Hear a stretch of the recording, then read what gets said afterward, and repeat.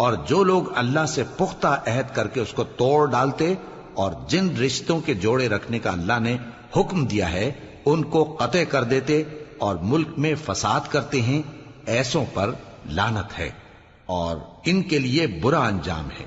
अल्लाह जिसका चाहता है रिज्क फराख कर देता है और जिसका चाहता है तंग कर देता है। और काफिर लोग दुनिया की जिंदगी पर खुश हो रहे हैं और दुनिया की जिंदगी आखिरत के मुकाबले में बहुत थोड़ा सामान है।